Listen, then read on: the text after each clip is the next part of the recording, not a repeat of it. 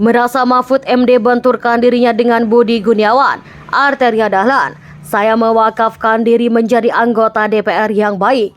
Sebelum menonton tayangan video ini dan memberi pendapat Anda di kolom komentar, diharapkan Anda menonton sampai selesai guna memahami isi berita ini. Kalau coba dibenturkan begitu saya siap, nggak apa-apa. Gitu.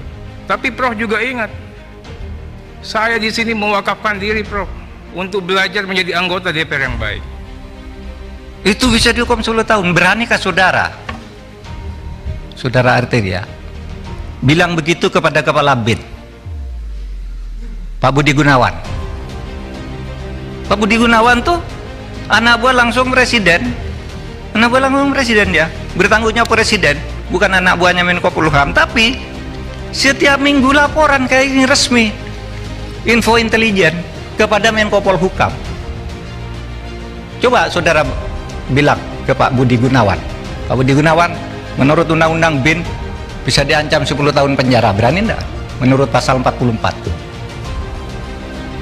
Kan persis yang saudara baca kepada saya, bahwa kalau menyampaikan ke Menko Polhukam 10 tahun Pak BIN nyampaikan, bukan ke presiden tapi ke saya nih. Ini bulan Maret ada nih.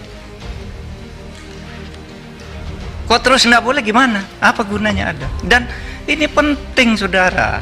Karena apa? Ya, karena saya bekerja berdasar info intelijen.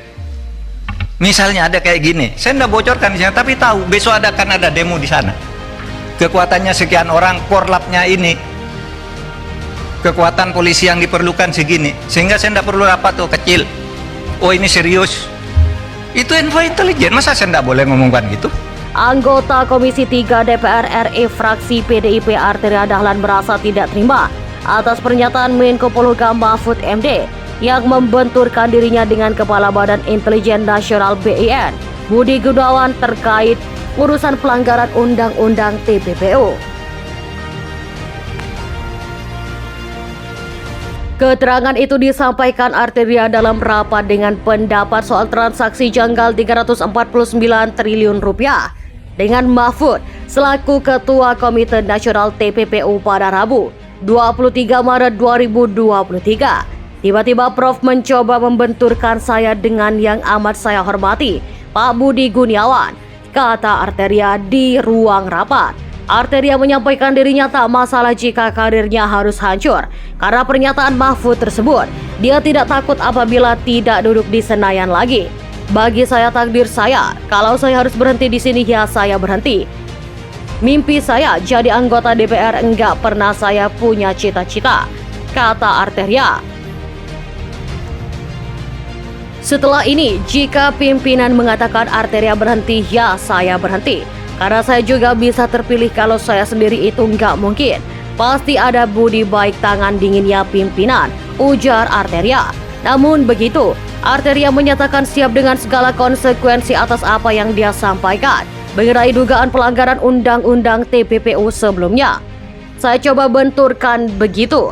Saya siap enggak apa-apa, tapi Prof juga ingat, saya di sini mewakafkan diri untuk belajar menjadi anggota DPR yang baik. Lanjutnya, sebelumnya Mahfud MD menantang Arteria Dahlan untuk mempidanakan Budi Gunawan dengan ancaman pidana mengenai pembocoran rahasia dokumen atau keterangan.